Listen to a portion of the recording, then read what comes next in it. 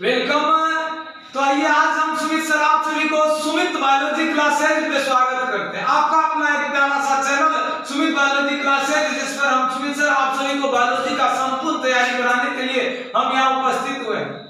आशा करते हैं कि आप सभी को हमारे द्वारा दिया गया कंटेंट बेहतर लगता होगा और इसी तरह से यदि आप हमारे इस वीडियो को, इस चैनल को या इस सेशन को शेयर करते हैं तो हम आप लोगों के लिए बहुत बेहतरीन कंटेंट सब ले आने का कार्य करेंगे। तो आइए आपका अपना सर जैसे कि सुमित बायोलॉजी क्लासेस का एक मेन कोर्स है कि अब होगा बायोलॉजी के खोपड़ी में छेद, अब होगा बायोलॉजी के खोपड़ी में छेद। कहने का मतलब बायोलॉजी के खोपड़ी में छेद नहीं, हम अपने मानव मस्तिष्क की खोपड़ी में इस पॉइंट को, बायोलॉजी का हर एक टॉपिक को घुसाने का काम करेंगे। इसीलिए टॉपिक है अब होगा बायोलॉजी के खोपड़ी में छेद। तो आइए सर, हमारी जिम्मेदारी क्या है, ध्यान दीजिएगा। बायोलॉजी की संपूर्ण तैयारी अब है सुमित सर की जिम्मेदारी।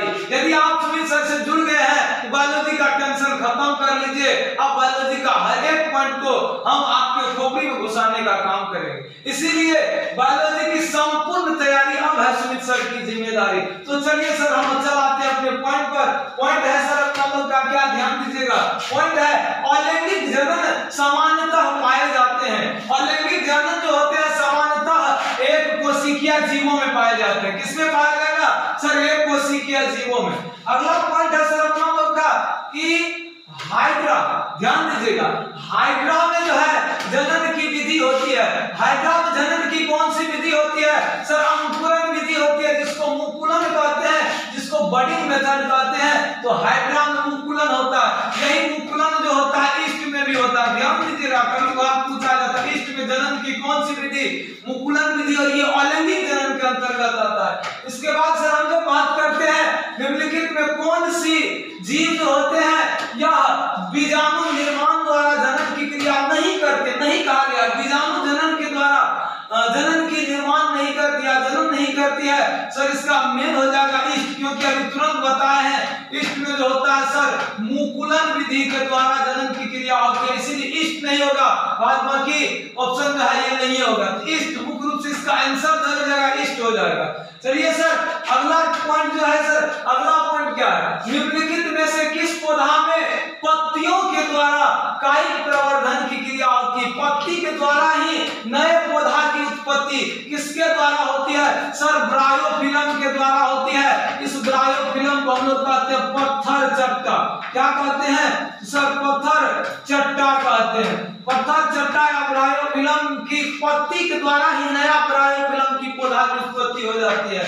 अगला पॉइंट है सर, अंतिम पॉइंट होगा वह स्थान जहां बीजांड वृक्ष से जुड़ा होता है। वह स्थान जहां बीजांड वृक्ष से जुड़ा होता है वह क्या कहलाएगा सर? वह नाभिका कहलाता है। क्या कहलाएगा?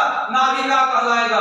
तो हमारा ये मेन ऑब्जेक्टिव था जिसको हम आप सभी ने एक साथ मिल करके हम सभी तैयार किए हैं। तो आगे की पॉइंट अगली क्लास में आएंगे। एक बार फिर से हम लोग देख लेते हैं कि अब होगा बायोलॉजी के खोपड़ी में छेद, और बायोलॉजी की संपूर्ण तैयारी अब है सुमित सर की जिम्मेदारी। यदि आप सुमित बायोलॉजी क्लासेस से जुड़े हैं, यदि आप अपने इस छोटे से प्यारे से चैनल से जुड़े हुए हैं, तो उम्मीद रखिए, यकीन रखिए कि हम आपके लिए बायोलॉजी का हर एक टॉपिक, बायोलॉजी का हर एक पॉइंट को आप सबों के बीच आसान भाषा में परोसने का काम करेंगे।